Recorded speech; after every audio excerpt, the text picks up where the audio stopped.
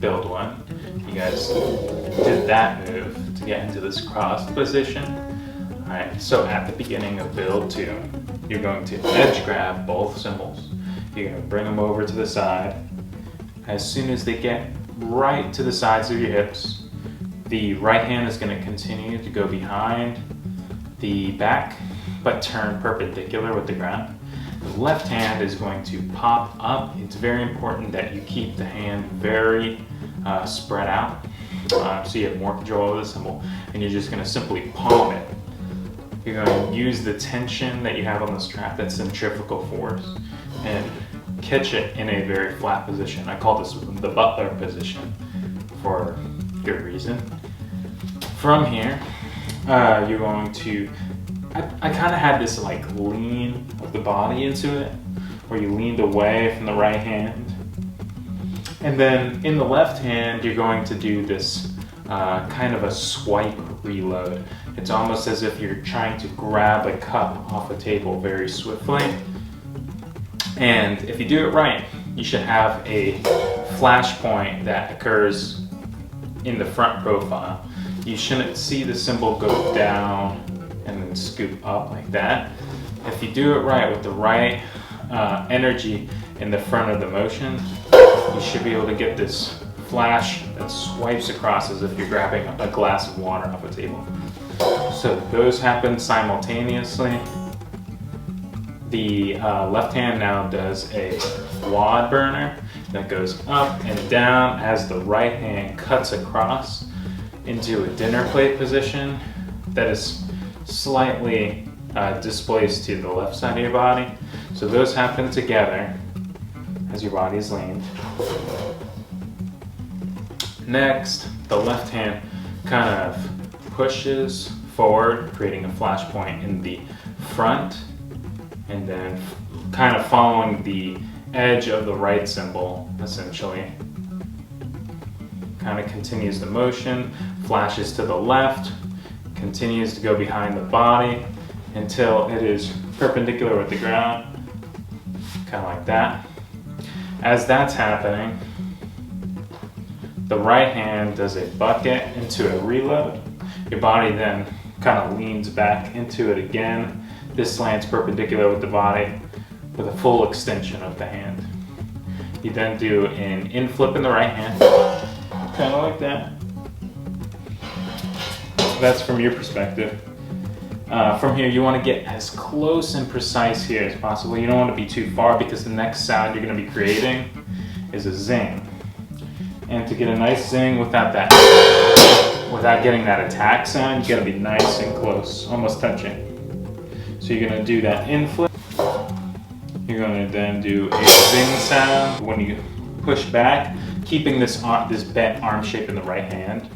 You're going to come back. You're going to play a bell tap by swiping, and then the next swipe across is nothing. You're going to then do an out flip in the right hand, coming down to this fully extended position that goes to the bottom right quadrant. And then the left hand kind of scoops across behind your back and matches that position, creating some symmetry. So next, the cymbals are going to come to your chest, and a lot of people call this the chest plate position. So you come here, there, back down to set. You're going to flip up to high port.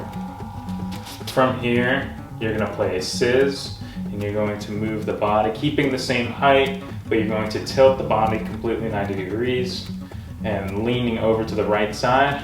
You play the sizz.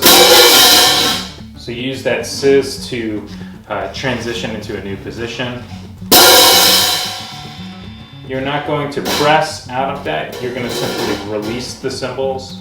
You're going to separate, continue the ringing. The left hand does an out flip and the right hand does an in flip. That happens simultaneously. Landing in a dinner plate position. It's like you're touching a dinner plate. From here, the right hand is going to do an edge grab right from the Garfield grip.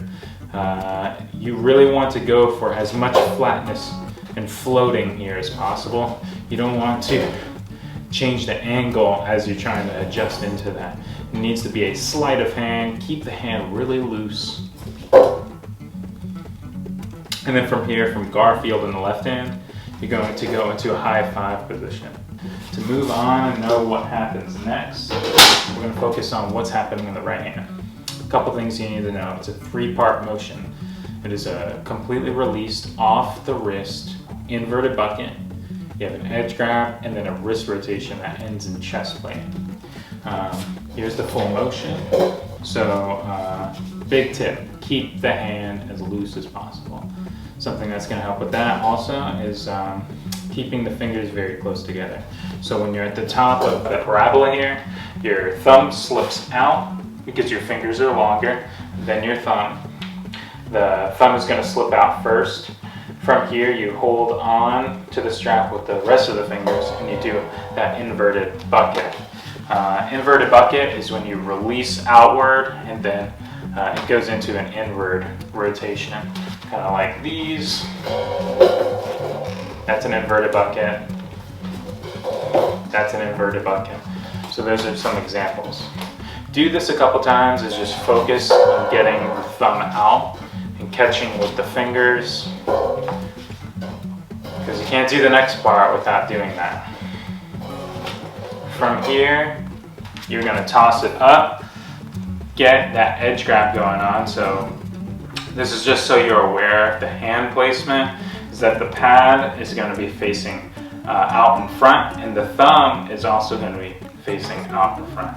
You're going to continue that rotation, trying to blend the catch and the next part as much as possible, keeping it seamless and organic. So you got that edge grab, you do the wrist turn, and you land in chest plate with an edge grab at the bottom.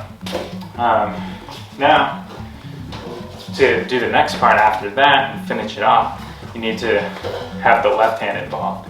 So the first part with the inverted bucket into the edge grab, that is all isolated in the right hand. There's no motion in the left hand that goes with that. This next part, that's together.